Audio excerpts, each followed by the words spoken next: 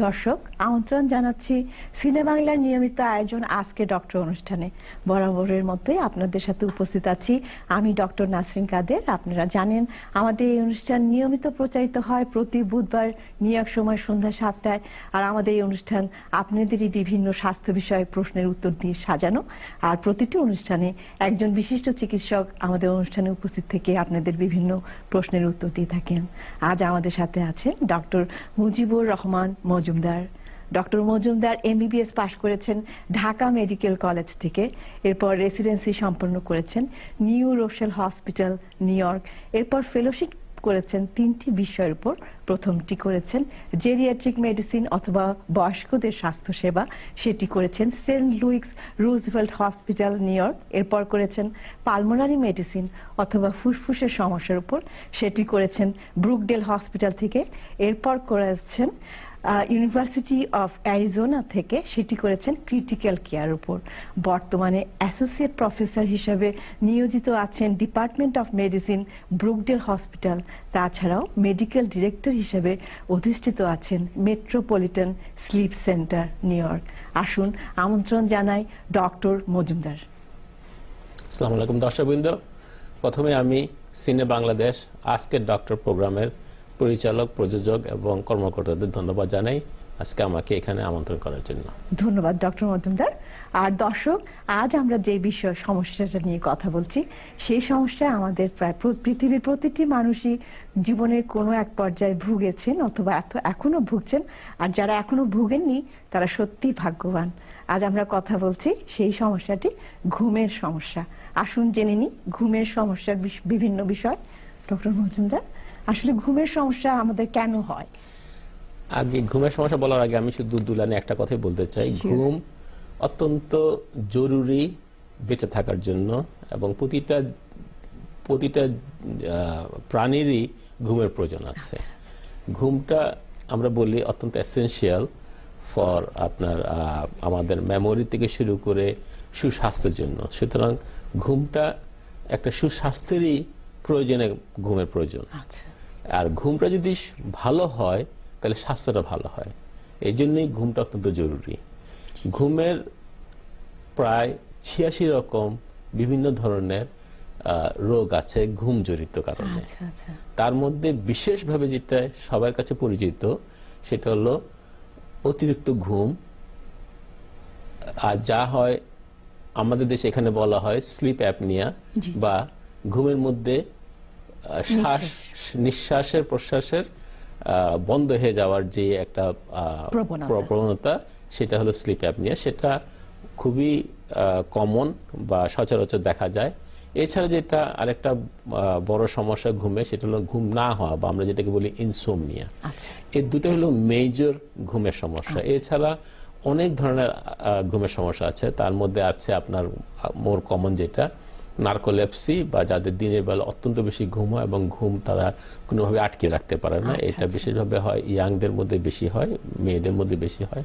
এছাড়া আছে আপনার সার্কেডিয়ান রিদম প্রবলেম বলি আমরা, মানে যারা ধরেন রাত্রেবেলা কাজ করতে অভ্যস্ত, তাদের জন্য দিনের বেলা ঘুমের একটা সমস্যা থাকে, এবং তারা যখন কাজ চেঞ্জ করেন তখন তাদের ঘুমের বিরাট সমস্যা হয়ে যায়।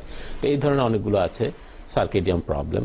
কিছু আছে আপনার বয়স্কদের অ্যাডভান্স হয়ে যায় স্লিপ, তারা আর্লি ঘুমায়, আর্লি উঠে পড়ে। এটা অনেকেই হয়তো এক্সপিরিয়েন্স করেছেন। বাসায় যদি বয়স্ক থাকে, কেউ দাদা দাদি, নানা নানি, তারা হয়তো অনেক সময় খুব আর্লি ঘুম থেকে উঠে যান, খুব আর্লি ঘুমেতে যান। সেটা এক ধরনের সমস্যা।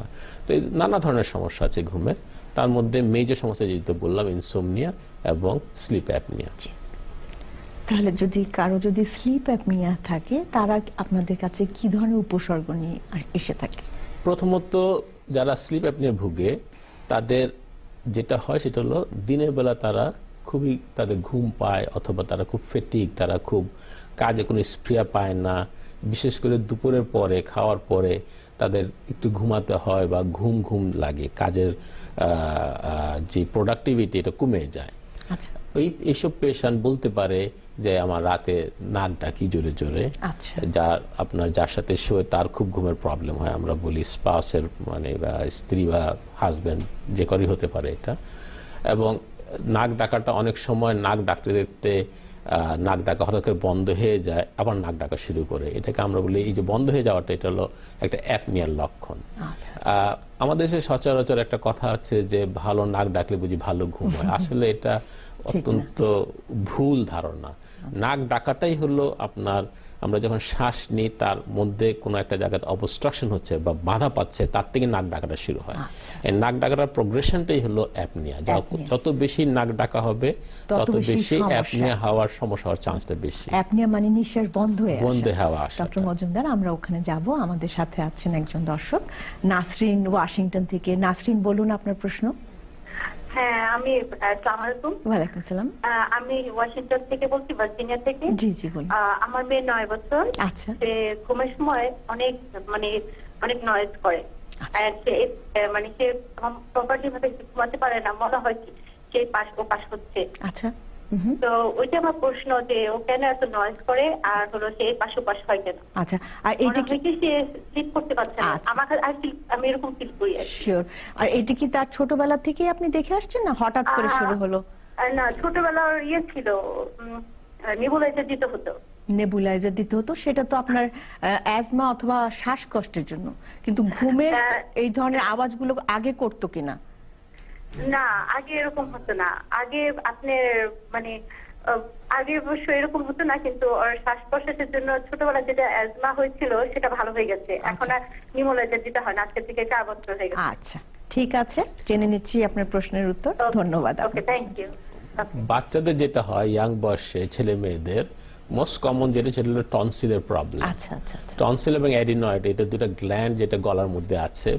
বাচ্চাদের যাদের গলার, আমরা এখানে দেশে বলি সোর থ্রোট বা গলার ইনফেকশন ঘন ঘন হয়, তাদের এই টনসিলটা বড় হয়ে যায়। আচ্ছা আচ্ছা আচ্ছা। এবং তার সাথে সাথে অ্যাডিনয়েড, যেটা টনসিলের পিছনে আরেকটা গ্ল্যান্ড, এটা বড় হয়ে যায় গলার ভিতর থাকে। গলার ভিতরে।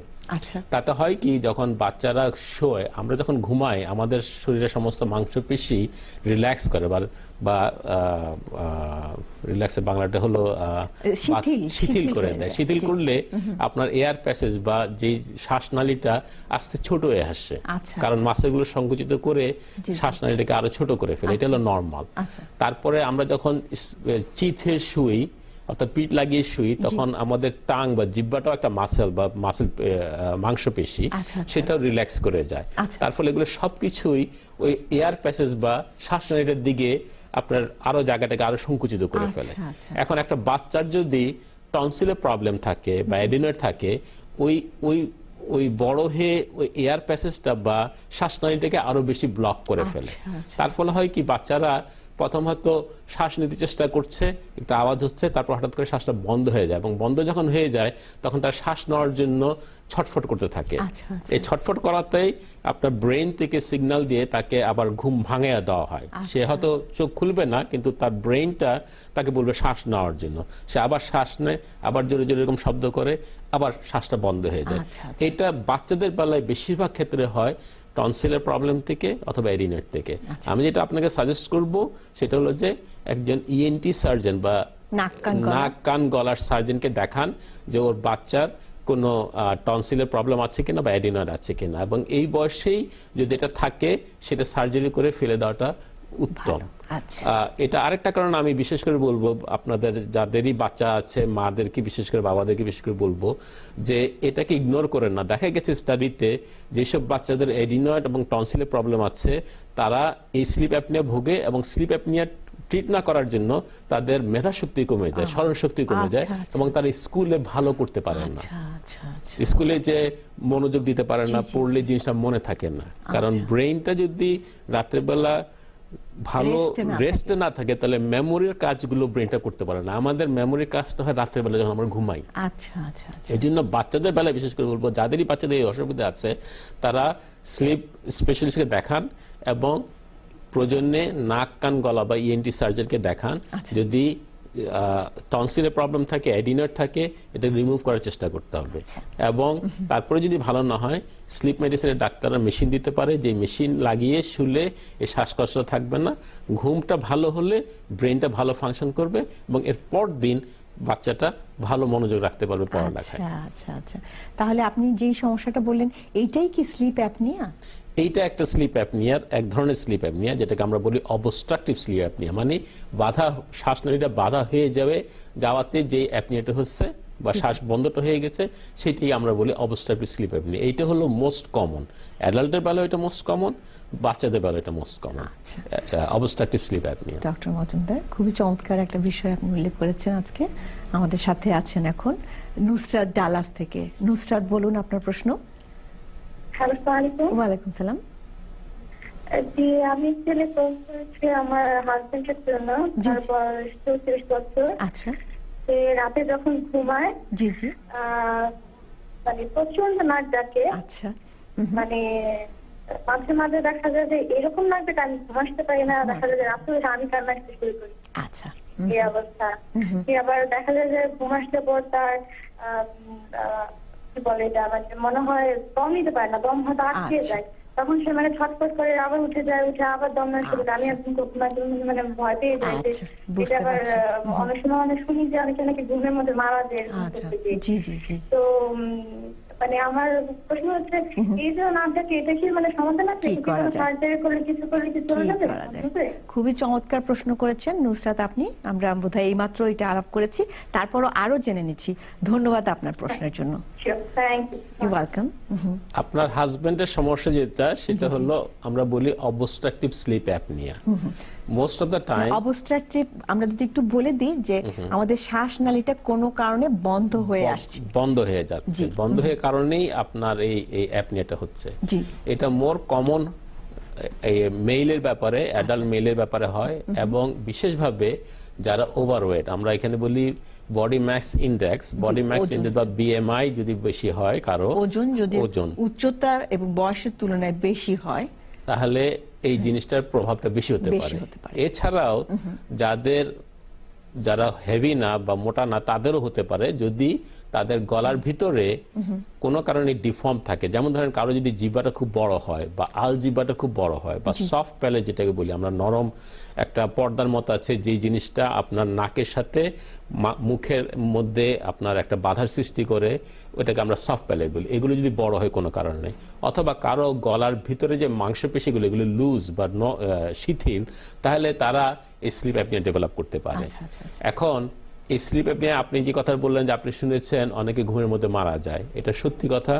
যাদের স্লিপ অ্যাপনিয়া আছে তাদের অনেক ধরনের প্রবলেম হতে পারে। এক হলো তাদের ঘুমের মধ্যে সাডেনলি ডেথ হতে পারে, তাদের ঘুমের মধ্যে স্ট্রোক হতে পারে। দেখা গেছে যে যাদের স্লিপ অ্যাপনিয়া আছে, ইভেন যারা স্নোর করে বা নাক ডাকে, তাদেরও আপনার হাই ব্লাড প্রেশারের প্রবণতা বেশি থাকে, ডায়াবেটিস হওয়ার প্রবণতা বেশি থাকে, হরমোনাল অনেকগুলো চেঞ্জ হয় রাত্রেবেলা এই স্লিপ অ্যাপনিয়ার কারণে।